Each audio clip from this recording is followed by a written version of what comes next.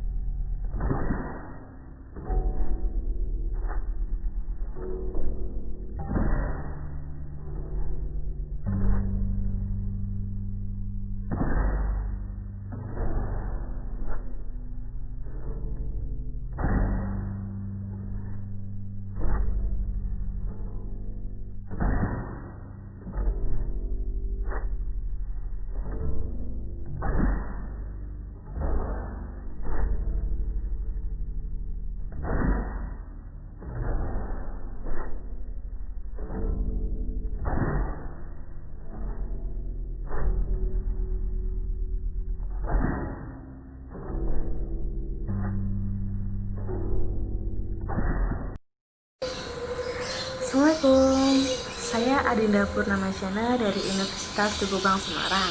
Saya akan memaparkan materi yang berjudul wawancara dan interogasi. Saya dari kelas A1 Audit Investigatif. Slide pertama, wawancara dan interogasi.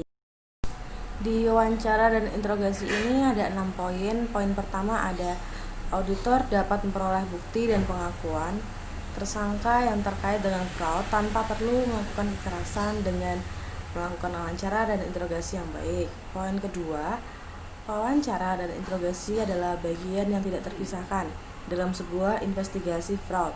Seperti umumnya pelaksanaan investigasi, salah satu tantangan terberat dari wawancara adalah interogasi adalah waktu.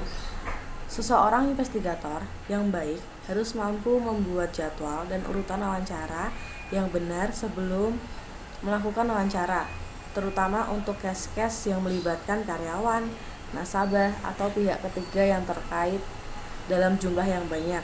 Lalu, poin ketiga, pengumpulan bukti-bukti atau informasi dalam rangka pembuktian atas kasus yang terjadi.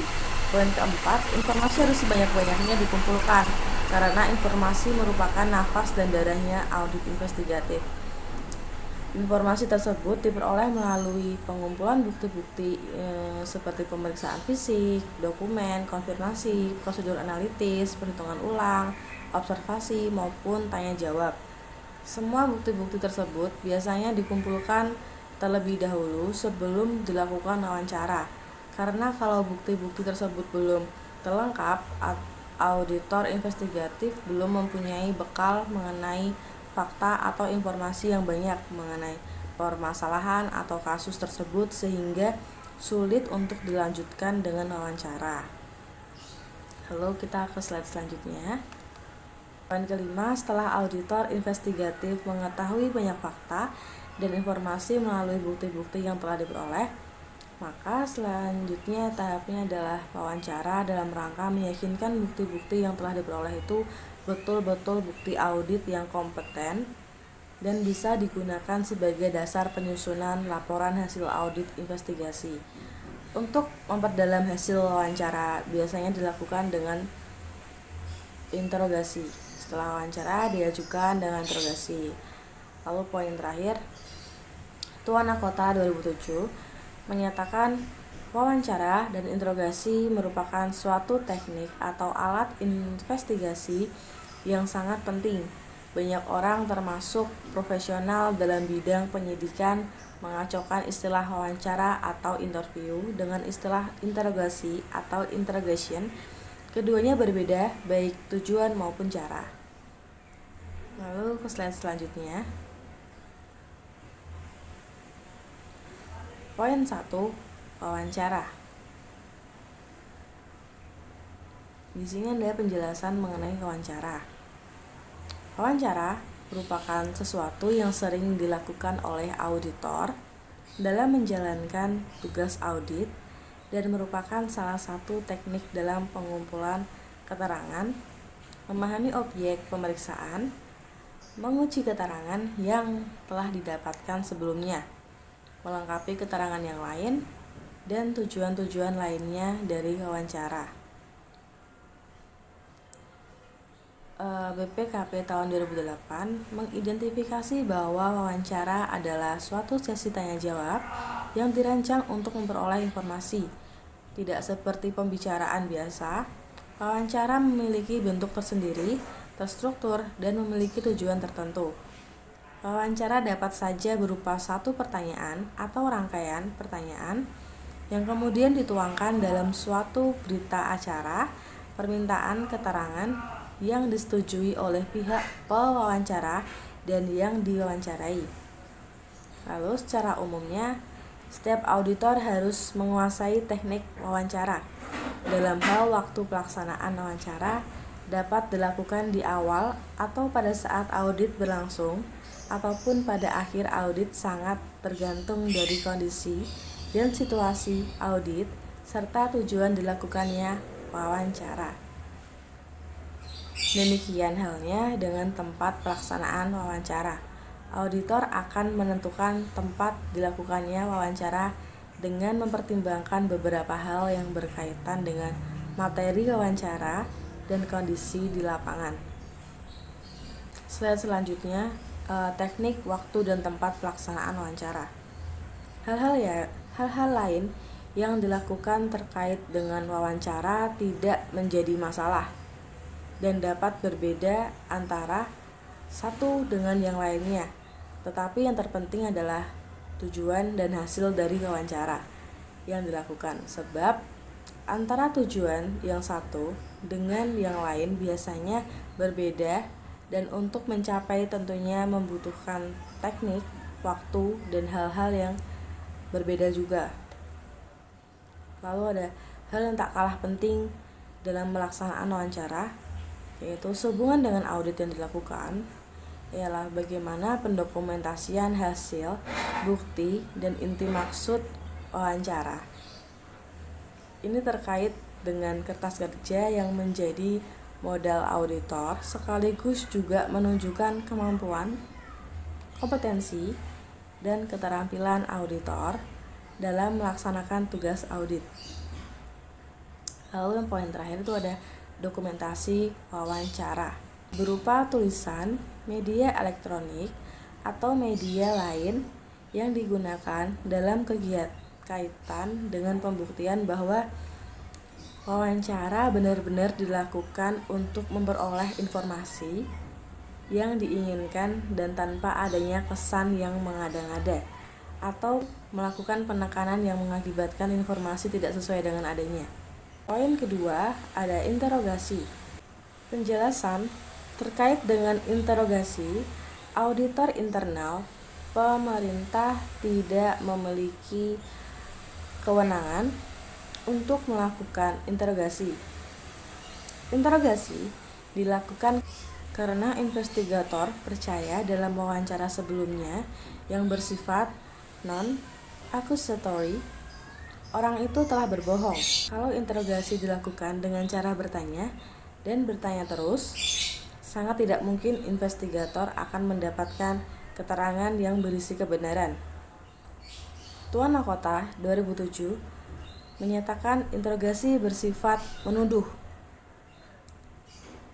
Seseorang yang bersalah tidak akan memberi keterangan yang bertentangan dengan kepentingan pribadinya secara sukarela, kecuali apabila ia yakin bahwa investigator juga mempunyai keyakinan tentang kesalahannya. Yang kedua, ada metode, tujuan, dan teknik-teknik interogasi. Biasanya secara tidak langsung juga sering dilakukan, namun dalam kondisi yang tidak formal, layaknya interogasi yang dilakukan oleh penyidik. Meskipun tidak ada aturan yang melarang atau memperbolehkan untuk melakukan interogasi, auditor menganggap hal ini dapat dilakukan sepanjang untuk mencapai tujuan, memperoleh informasi, dan mencapai tujuan audit yang dilakukan. Yang ketiga ada tujuan interogasi, adalah mengakui yang sebenarnya. Tujuan interogasi itu mengakui yang sebenarnya. Artinya apa yang sebenarnya terjadi, siapa yang sebenarnya melakukan, berapa jumlah atau nilai fraud sebenarnya, dan seterusnya.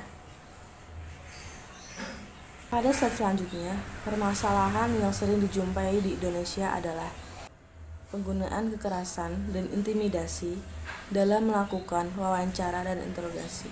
Slide selanjutnya, penyidik menggunakan taktik ini untuk memaksa pengakuan dari pelaku. Hal ini keliru, karena yang pertama, penelitian di Amerika Serikat menunjukkan bahwa pengakuan terdakwa dapat diperoleh tanpa kekerasan. Yang kedua, ketika menyaksikan banyaknya pengakuan tersangka dalam berita acara pemeriksaan yang kemudian dibantahnya dalam persidangan pengadilan. Yang ketiga, pengakuan tersangka hanyalah salah satu alat bukti. Itu pun harus ada penyesuaian dengan unsur pembuktian yang ada pada alat bukti lain. Yang selanjutnya keempat, penggunaan kekerasan masih terjadi, umumnya dalam kejahatan dengan kekerasan dan kasus pemerkosaan. Karena penyidik mempunyai pengalaman bahwa pengakuan terdakwa membawa sukses dalam penuntutan dan tahap-tahap selanjutnya. Lalu poin kelima, penggunaan kekerasan untuk memaksa terdakwa mengakui kesalahannya terkadang terungkap. Kasus terkenal semacam ini di Indonesia adalah kasus Sengkon dan Karta. Peristiwa serupa dengan pemberitahuan luas di media massa terjadi lagi baru-baru ini dalam kasus terduga teroris yang tewas diduga karena disebabkan penyiksaan yang dilakukan oleh anggota Densus 88. Sementara itu, penggunaan kekerasan fisik dalam penyelidikan kasus kejahatan kerah putih atau white collar crime dan kasus-kasus tindak pidana korupsi di Indonesia tidak terdengar. Perilaku menyimpang dari penyidik dalam kasus kejahatan terkait kejahatan kerah putih lazimnya berupa pemerasan. Pemeriksaan fraud atau investigator harus mengerti sepenuhnya wewenang atau mandat yang dimiliki lembaganya.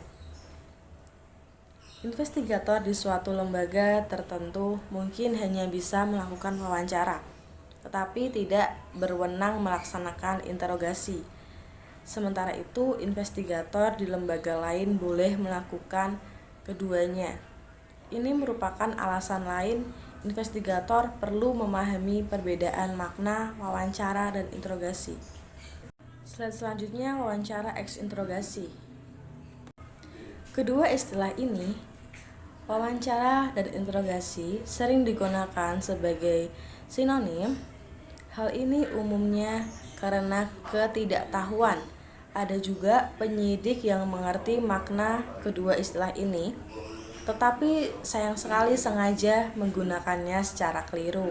Misalnya, untuk memberikan kesan kepada majelis hakim bahwa tidak menggunakan kekerasan, maka ia menggunakan istilah wawancara, padahal istilah interogasi terlebih tepat menggambarkan tidak pemeriksaan atau investigasinya. Maka ia menggunakan istilah wawancara, padahal istilah interogasi lebih tepat menggambarkan tidak pemeriksaan atau investigasinya.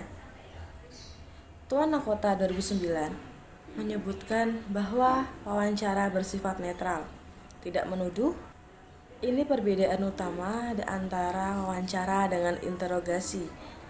Sekalipun investigator mempunyai alasan untuk percaya bahwa yang bersangkutan terlibat dalam kejahatan atau ia telah berbohong, substansi dan caranya bersifat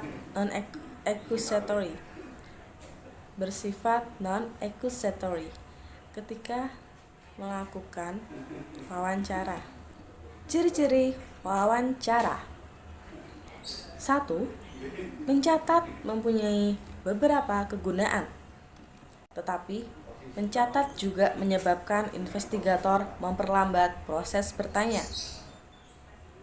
Pemeriksaan perlu mengetahui bahwa seseorang lebih mudah berbohong ketika pertanyaannya diajukan dengan kecepatan tinggi. Mengatur tanya jawab yang diselingi masa hening yang panjang memberi peluang bagi yang diwawancarai untuk berpikir mengenai tanggapan yang bersifat menyesatkan. Pada gilirannya, ini akan menyebabkan kecemasan yang terlibat dalam gejala tingkah laku menipu. Juga, kalau yang diwawancarai adalah seorang yang tidak bersalah, ia bisa bingung menghadap pertanyaan yang diajukan dengan kecepatan tinggi. Poin selanjutnya, catat hasil wawancara dari awal sampai akhir dan jangan sporadik. Kadang dicatat, kadang tidak. Mencatat secara sporadik memberi kesan kepada yang diwawancarai bahwa jawaban tertentu penting sehingga dicatat oleh investigator. Ketika ditanyakan pertanyaan lain yang terkait dengan jawaban yang dicatat, ia akan menjadi ekstra hati-hati. Mencatat secara sporadis akan menghambat arus. Next point, poin 3. Wawancara dapat dilakukan pada awal investigasi. Karena tujuan wawancara adalah mengumpulkan informasi, Tentunya semakin banyak informasi yang diketahui, pemeriksaan sebelumnya dimulai semakin baik. Wawancara terkadang terpaksa dilakukan meskipun pemeriksaan baru mempunyai gambaran kasar tentang bagaimana kemungkinan fraud dilaksanakan atau bahkan sebelum pemeriksaan dapat mengidentifikasi bukti yang harus diperoleh. Pada poin 4, wawancara dapat dilakukan dalam berbagai lingkungan atau suasana. Pemeriksaan terkadang mempunyai peluang menemui orang itu di kantornya, atau dalam perjalanan dari tempat makan siang, di sudut jalan, dalam mobil, dan lain-lain. Memang idealnya wawancara meskipun semua informasi belum diperolehnya. Poin kelima, wawancara harus bersifat cair, tidak terstruktur, dan bisa melompat dari satu pokok ke pokok pembicaraan lain. Sebelum wawancara dimulai, pemeriksaan mempunyai gambaran mengenai informasi apa yang ingin dikumpulkannya, namun ia juga tidak boleh kaku. Secara kreatif, ia harus mengembangkan pertanyaan atas informasi yang diterimanya selama wawancara berlangsung. Informasi baru. Secara kreatif, ia harus mengembangkan pertanyaan atas informasi yang diterimanya selama wawancara yang berlangsung. Jadi dia mendapatkan informasi-informasi yang baru. Lalu slide selanjutnya, ada ciri-ciri interogasi. Interogasi hanya dilakukan sesudah investigator mempunyai keyakinan yang memadai mengenai salahnya seseorang. Investigator harus mempunyai alasan bahwa seseorang telah berbohong. Alasan ini mungkin berupa perilakunya selama wawancara, keterangan yang berubah-ubah sebagai tanggapan atas pertanyaan yang sama, adanya petunjuk bahwa ia berbohong, dan lain-lain. Interogasi tidak boleh digunakan sebagai alat atau cara utama untuk menilai jujur tidaknya seseorang. Penilaian ini seharusnya dapat dicapai dalam wawancara yang bersifat tidak menuduh. Poin selanjutnya, investigator tidak boleh membuat catatan sampai sesudah tertuduh, menceritakan yang sebenarnya dan berketetapan hati atau komit untuk tidak bersingut dari posisi tersebut. Membuat catatan terlalu dini akan mengingat tertuduh bahwa keterangannya akan merugikan dirinya. Bahkan para pakar menyarankan bahwa bukan saja catatan dibuat sesudah tertuduh sepenuhnya mengakui apa yang sebenarnya terjadi, pengakuan itu juga harus disaksikan investigator lain. Barulah setelah ada pengakuan yang disaksikan investigator lain, investigator mendokumentasikan pengakuan tersebut dan segala perincian dari pengakuannya. Selanjutnya, untuk membujuk, menceritakan kebenaran, investigator menggunakan taktik membuat pertanyaan dan bukan mengajukan pertanyaan. Taktik ini akan mendominasi seluruh interogasi. Sebelum seseorang mengaku bersalah, pertama ia harus bersedia mendengar pertanyaan-pertanyaan yang dibuat investigator. Poin selanjutnya, interogasi juga sering berakhir dengan pengakuan bersalah oleh pelaku. Keberhasilan interogasi bukan diwujudkan dalam pengakuan bersalah, melainkan dalam mengetahui siapa yang sebenarnya bersalah. Interogasi dilakukan dalam lingkungan yang terkontrol atau terkendali, bukan sembarangan tempat. Taktik persuasi yang digunakan memerlukan lingkungan yang ada privasi, tidak terganggu orang yang berlalu lalang, dan bebas dari halangan lain seperti suara bising tempat umum. Slide selanjutnya, ada manfaat melakukan wawancara sebelum interogasi. Suatu wawancara juga ada investigative information. Investigative information ini sangat diperlukan ketika wawancara akan ditingkatkan menjadi interogasi. Namun, investigator sering tergoda untuk mengambil jalan pintas, mengabaikan wawancara dan langsung melakukan interogasi. Pendekatan ini sangat tidak disarankan karena yang pertama, sifat tidak menuduh dalam wawancara memungkinkan investigator membangun sebuah hubungan saling mempercayai dan menghormati yang mungkin dibangun dalam suasana dan sifat menuduh yang melekat pada interogasi. Poin selanjutnya, selama wawancara, investigator seringkali mengorek keterangan penting mengenai tertuduh yang sangat berharga sewaktu melaksanakan interogasi. Selanjutnya, tidak ada jaminan tertuduh akan mengaku bersalah dalam proses interogasi. Padahal, kalau ia diwawancarai terlebih dahulu dan memberikan keterangan palsu selama wawancara, investigator dapat menggunakan keterangan dari hasil interogasi yang mengungkapkan kebohongannya. Hal ini membawanya lebih dekat ke arah putusan pengadilan yang menyatakan ia bersalah. Poin selanjutnya, ada keuntungan psikologi bagi investigator sendiri ketika ia melakukan wawancara sebelum interogasi. Agar interogasi berhasil, tertuduh harus mempercayai investigator bahwa ia objektif, tidak memihak, dan jujur. Ini akan lebih mudah dicapai apabila investigator menawarkan kesempatan kepada tertuduh untuk menceritakan yang sebenarnya melalui wawancara. Dari saran tersebut tentu ada pengecualiannya. Misalnya dalam kasus penyuapan yang tertangkap tangan atau fraud yang terungkap dalam suatu overt operation. Interogasi sebaiknya langsung dilakukan tanpa didahului dengan wawancara.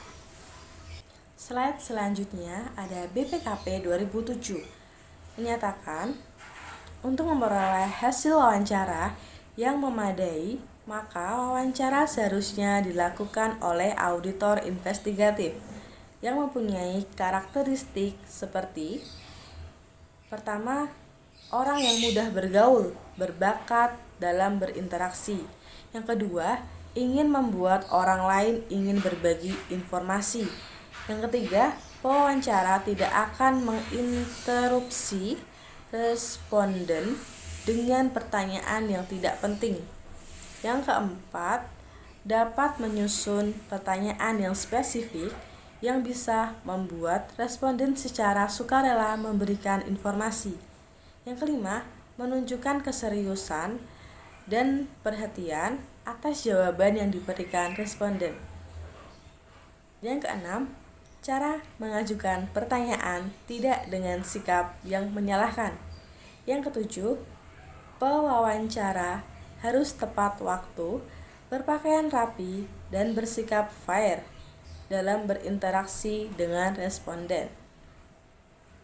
Namun, dalam kenyataan, sering wawancara dilakukan oleh auditor yang tidak mempunyai karakteristik seperti hal yang sudah disebutkan, sehingga hasil wawancaranya kurang berhasil atau justru tidak berhasil, yang mengakibatkan hasil audit investigasinya kurang meyakinkan. Hal itu banyak disebabkan kurangnya auditor investigatif yang bersedia di instansi tersebut.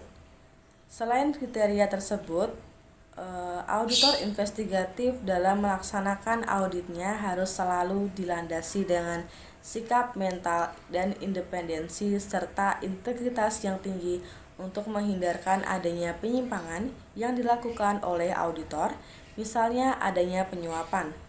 Sudah pemaparan materi mengenai wawancara dan interogasi yang saya sampaikan.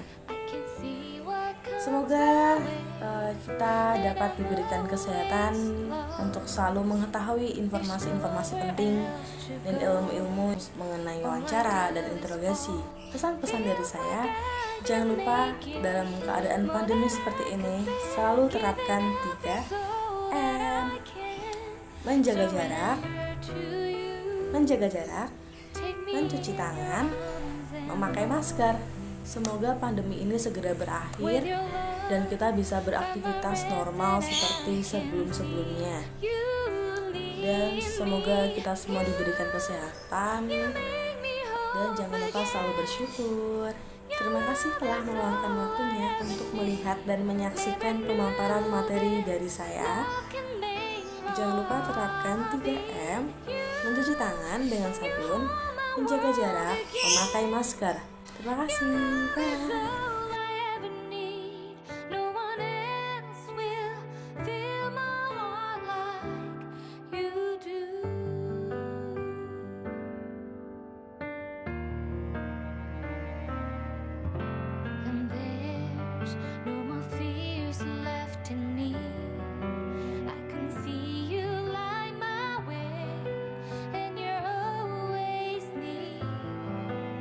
There's nowhere I could be. All I need is you. Feels like I can make it more than I deserve. You gave all to me so I can come closer to you. Take me in your arms and hold me. With your love, find my rest and I can see you.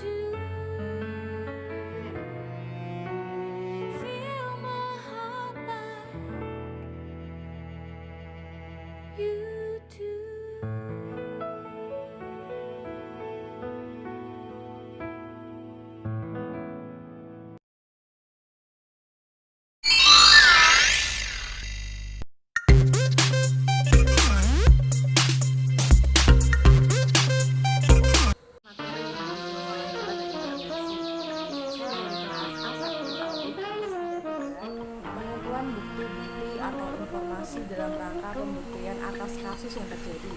Poin keempat, informasi harus sebanyak-banyaknya dikumpulkan karena informasi merupakan nafas dan darah.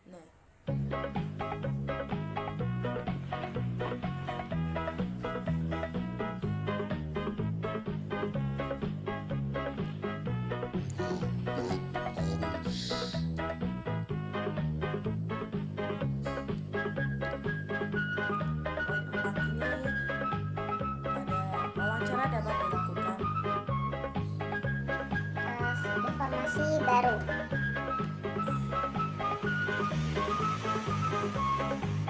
Atau informasi baru.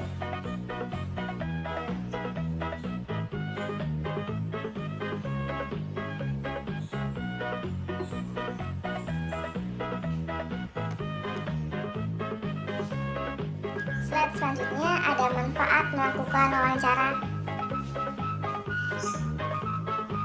Slide selanjutnya ada manfaat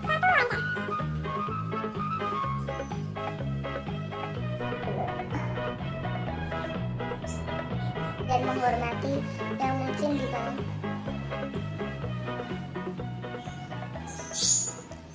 Pendekatan ini sangat tidak disarankan. Hal ini membawanya lebih dekat. Tentu ada pengecualian terhadap saran di atas. Dari saran tersebut tentu ada pengecualiannya. Dalam suatu covert operation atau interogasi, dalam suatu covert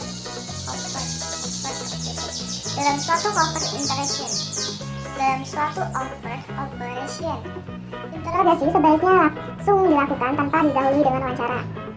Interogasi sebaiknya langsung dilakukan tanpa didahului oleh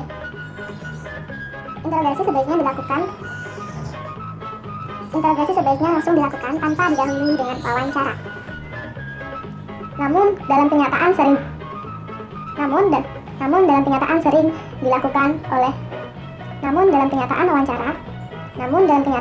dilakukan. Selesai sudah pemaparan materi wawancara dan interogasi yang saya sampaikan tadi. Semoga untuk kedepannya kita bisa lebih lagi untuk mengetahui, dan semoga untuk selanjutnya kita bisa lebih dalam mengetahui ilmu-ilmu mengenai wawancara dan interogasi, agar kita tidak salah pikir ataupun salah paham lagi.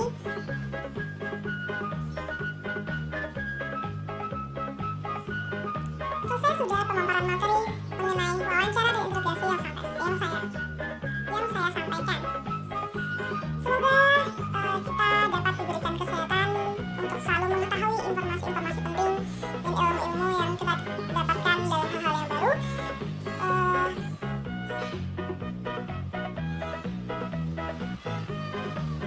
Semoga kita semua diberikan kesehatan, selalu diberikan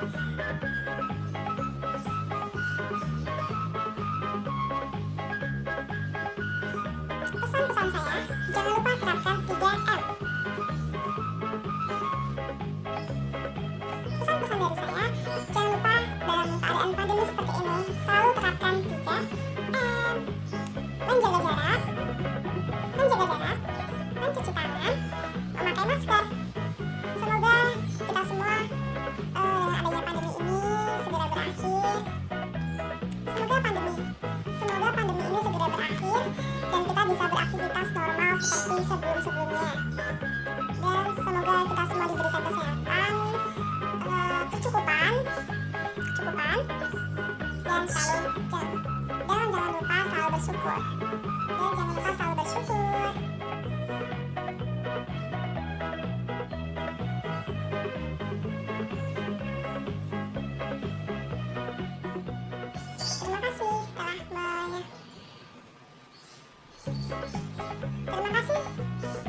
Terima kasih telah meluangkan waktunya untuk melihat.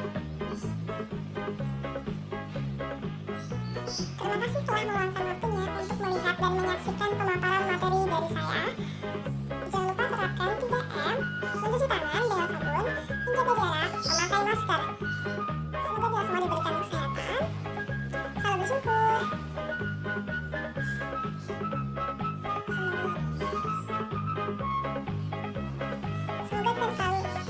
Semoga kita selalu diberikan kesehatan. Dan